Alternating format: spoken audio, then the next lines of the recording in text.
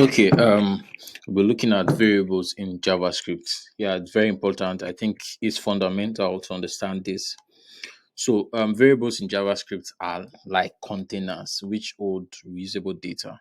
Yeah, you can initialize variables. Yeah, it's more like a store. So it is the basic unit of storage in a program. Yeah. So okay.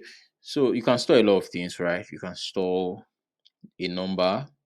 You want to use 10 as a number somewhere in your application, in your stuff.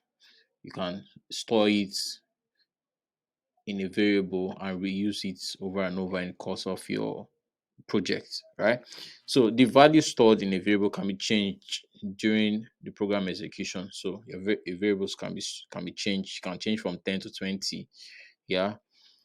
Okay. So the variable is only a name given to a memory location, or all the operations done on the variable affects that memory location. Okay. I think this is clear. In JavaScript, all the variable must be declared before they can be used.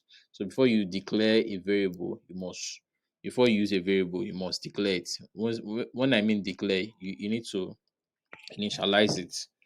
Okay, we'll do all this in practically, so don't get confused. So this is the syntax. So a variable, this variable, and this is the name, variable name. So if I go to my code, it's something like this. So let me take off this alert, and let's say variable. So we can call this variable. Variable is more like the syntax you use, and then you can give the variable any name. So you can give the variable what do you want to store. Let's say you want to store a string called side also, right? Then we can just say sh is the name of the variable. This is how we initialize it. So in your memory now, you've stored a variable called sh, right? You've initialized this. So let's continue. So we can also give it a value, something like variable sh is equal to side also, side also, right? Cool. So anywhere we call sh, the result will be side also. So what we've done here is very simple. We've stored this string side also inside a variable called sh, right? So that's how it works. So anywhere we put sh, we can come here actually. We can come to, where did we use side also? Yeah, here, and we can put sh here, and what will we get is side also. So this is practically in use in real applications, right? So variable must have a unique name. So you cannot use a name two times. I've initialized sh, for instance. You cannot go and say you want to use sh again. You not say another variable sh. This cannot work because you can only use a variable once to throw an error. So that's that. So let's look at variable scope in JavaScript. There are various scope of using variables. The scope. Okay, let me try to explain this in a basic way. Scope of a variable is a part of the program from where the variable may be directed or be accessible. So there are two types. There's a global scope and there's a local scope.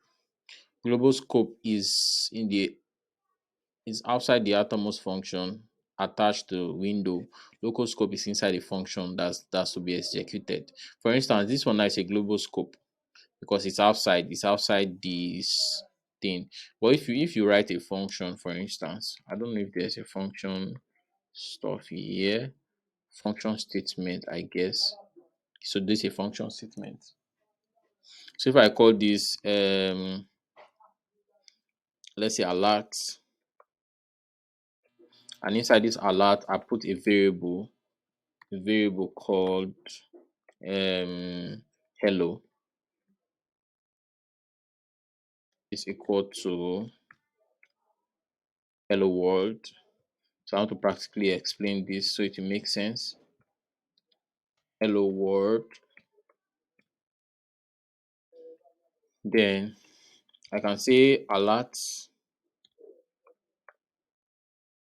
I call this alert now, and inside the alert, I will call hello. You get? So what happens here is this is a global variable. It's not restricted by anything. It's outside the scope. But this variable now called hello is inside a function, is limited by this function. It's only when I call this function called alert. So I'm not supposed to use alert. Alert is a function. So let's say alert function, if it's long, I don't like using long function. Alert function is this, right? So it's restricted by this function. This one is not restricted. This one can be used anywhere. I can try to use sh here and it will work, right? So I don't know. I think I can run this function. Let me try running it.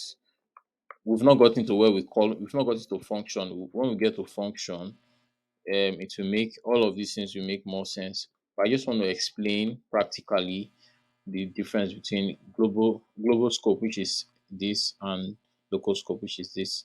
So let me try saving this and let's see how. Let me run this again.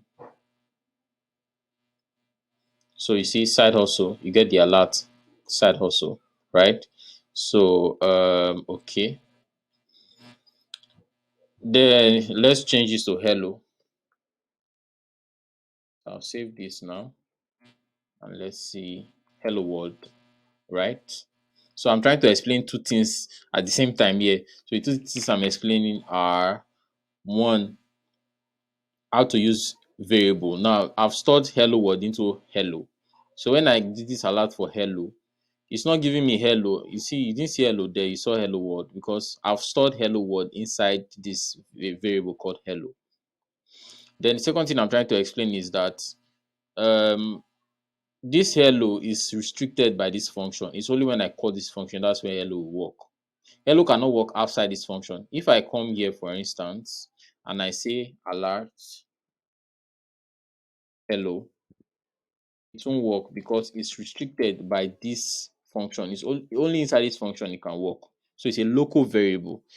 Sh, on the other hand, is a global variable. You can use it inside a function, outside a function, everywhere. It's global. So let me try this. I'm not sure this will work. It will not work actually. So let's see. Um, okay, this one is still running. So let me remove this. Let me cancel this.